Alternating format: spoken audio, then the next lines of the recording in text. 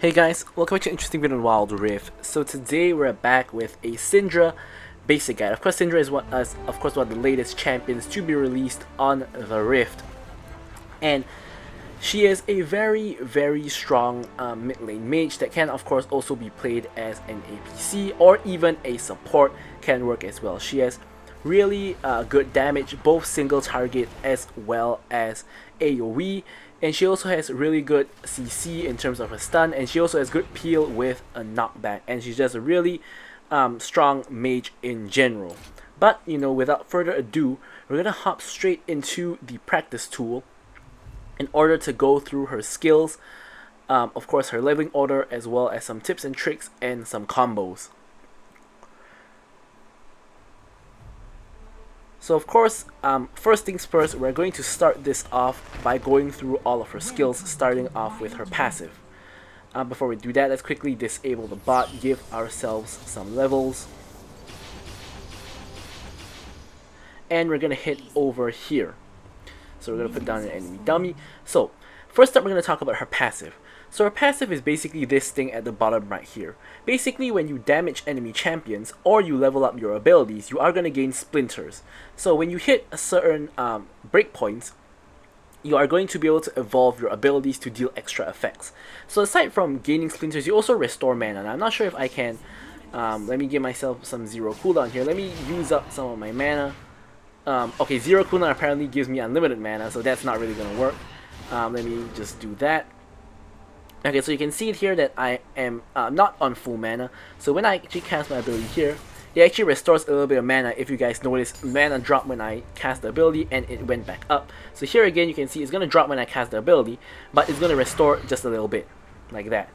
So in order to gain splinters, how you want to do it is you damage enemy champions, you gain 1 splinter. So here you see I'm at 12, and when I damage this guy, boom, I go to 13.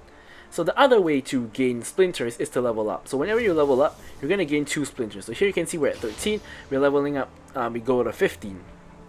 So that's the other way to get splinters. So your abilities, you will get your ability evolutions at 40, 60, 80. When you get 40 to 40, 60, and 80, you can choose between your Q, W, and E which one you want to evolve. When you reach 100, you will be able to evolve your ultimate. And when you reach 120, you will be able to evolve not evolve, but you will be able to get extra 15% extra AP. So now let's go over her basic ability. So we're gonna start off with her Q. So her Q, as you can see, is a not really a skill shot, but it's a AoE kind of ability here. So it can hit multiple enemies. Let's put another dummy here just to show you what I mean. So like that. So you can hit multiple enemies. Basically, it takes like half a second, and the ball's gonna appear and deal damage in that area, like so.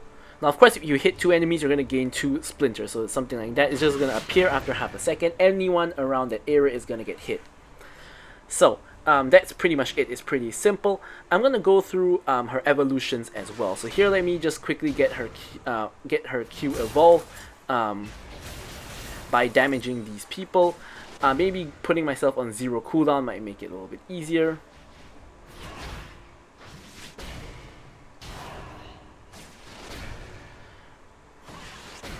And spawning an extra enemy dummy will also make the process a little bit faster, because I can actually damage like 2 people at once. Alright, there we go. So when you evolve your Q, like this, let me remove that dummy because it's getting a little bit annoying with the tower attacking it constantly. Spawn some more dummies. So when you evolve your Q, you're gonna get 2 stacks of your Q. So here you can see, if I remove my 0 CD, here instead of just casting 1, I can actually cast like twice, like that. And so I have 2 charges, and it's gonna charge back up. Here you can see 1, I'm gonna charge back up to 2, and that's basically it for our first ability. So her second ability, it's honestly on Wild Rift, it's very similar to her first ability. Basically, you choose an area again, and you're gonna lob a ball at it, like that. But the difference between your first and second ability is that your second ability casts faster. So if you guys notice, your first ability takes some time to appear like this, boom, and second ability just bam, it just appears instantly. So essentially on Wild Rift, the first and second ability are basically almost the same, just the second ability comes out faster than the first ability. However, if you use your second ability without any other balls being nearby, it's gonna do 80% damage only. So for example, if I just lob it like that, boom, you can see it does like 28 damage to each target.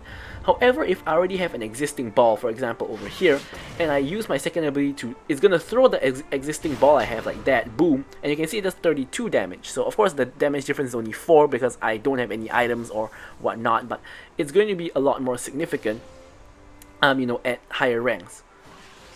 So here I'm gonna get my second ability evolve. Basically what the second ability evolve does is it's going to basically just deal some bonus true damage. So you can see here we're dealing some extra true damage. Just now we did like 28, now we're doing like 31, you know, without having a ball. And when we have the ball, you guys can see here that we're gonna lob that ball, and boom, it does like 39 damage. So some extra true damage. So now her third ability is basically this cone.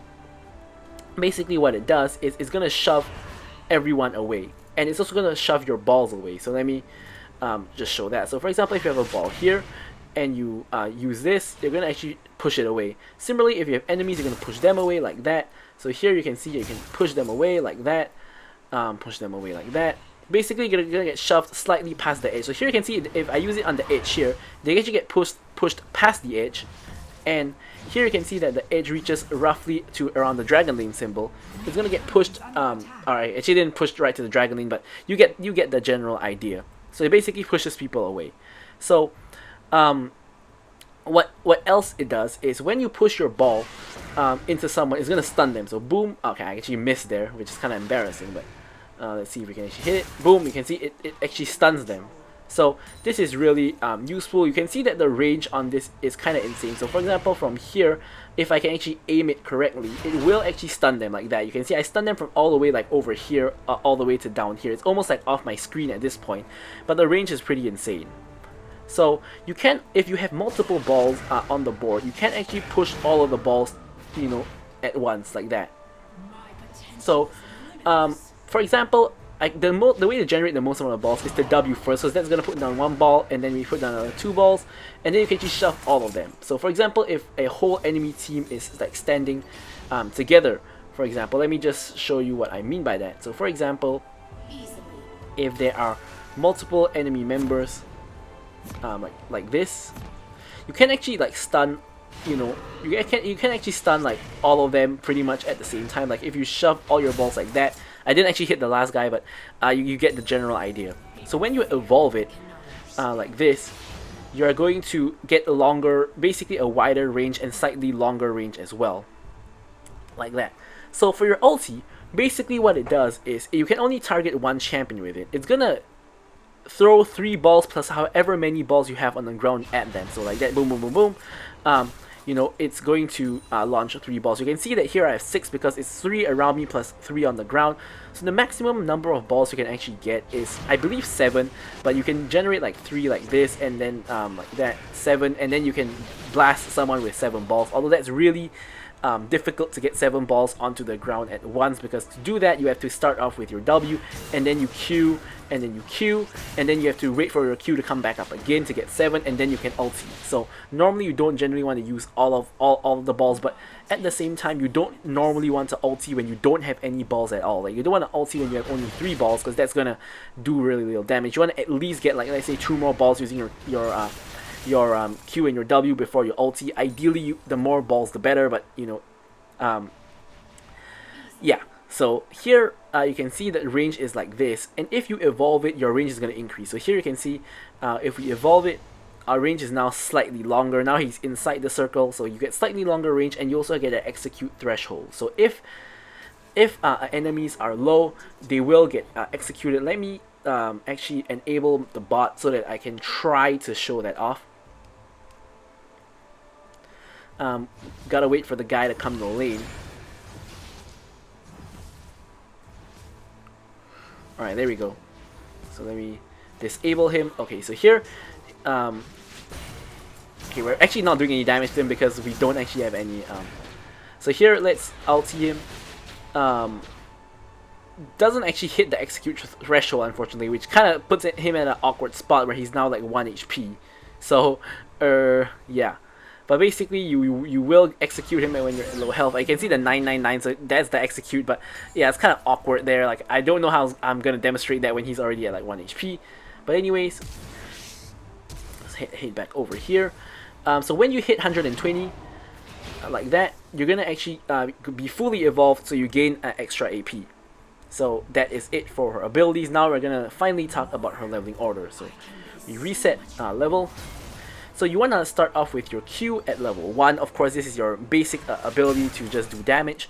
And then at level 2, you have two options. You can either go for your W to then go for like a QW combo, or you can level up your E, so you can actually do a quick stun combo. Kind of depends on the lane. Sometimes getting the stun is better, sometimes getting the extra damage is just better.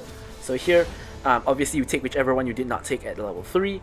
So you want to max your first ability first, of course take out whenever available, and then you max your second ability second, forgot to take out there, and you max your third ability third, or last.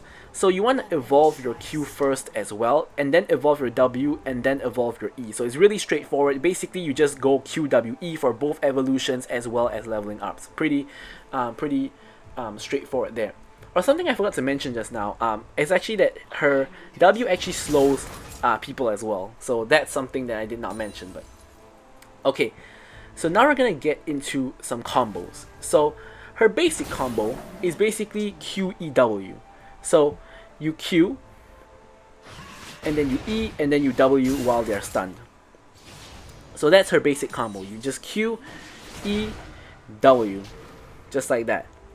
So if you want to get a longer, more damage combo when you have your Q evolved like I have here, you can basically add in an extra Q. So you Q, E, W, Q, like that. So that's the most straightforward combo, and the max damage combo you can do is basically doing the first or second combo with your ultimate. So for example, here you can see I have 3 stacks of ult only.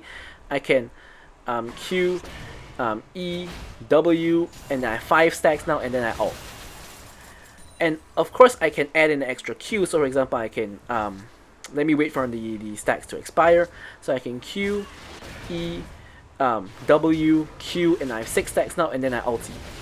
Now the only way you can get more stacks than this is if you start off with your W. But remember, if you start off with your W, it only does 80% damage. But it's going to let your ult do more damage. So then that combo would be to instead, of course, go W, stun, and then into Q, Q, and then ult. But you can see that this is really slow because your Q takes time to appear. So I don't really like this combo, but it is still there, and it is still possible to do if you want your max damage, and you know your enemy can't escape or can't dodge. Then that is the maximum amount of damage you can do.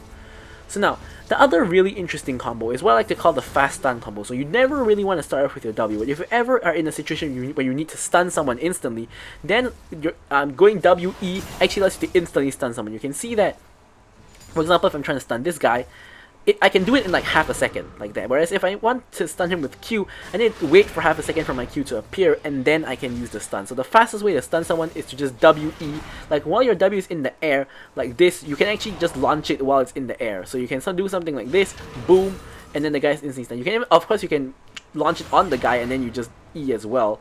But if you use your Q, it's gonna take some time for it to appear before you can actually stun the guy. So that is a bit longer. So of course you can then do this WE and Q ult, for example. So you can once again, let me show here, let me wait for my balls to disappear. So WEQ ultimate, I wasn't actually in range to ult, but you guys get the idea. That's the combo. Let me just show that again after the balls disappear. So I fast stun him, and then I Q, and then I ulti, and yeah, that's kind of a combo you can do as well.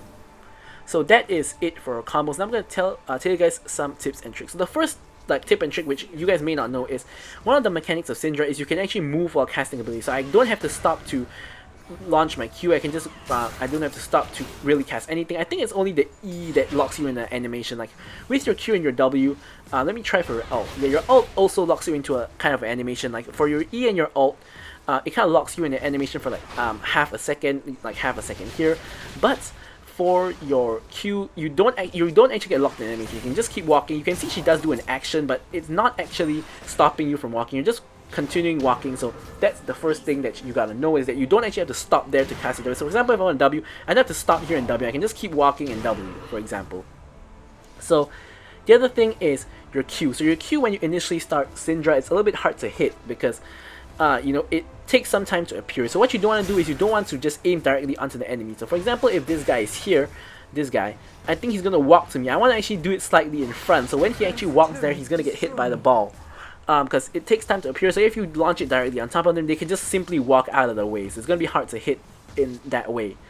So another kind of tip is with your E. So most people like to just use their E to do this stun combo, and this is actually the main use of it, yes. But however, if you have like a Lee Sin or an Akali that jumps on top of you, you can just E them away straight away. Like for example, if a Lee Sin hits Q on you or Akali hits E on you and they're flying in the air, this will actually push them away and they will not actually be able to reach you, which will then of course prevent you from taking the damage and kind of just save your life.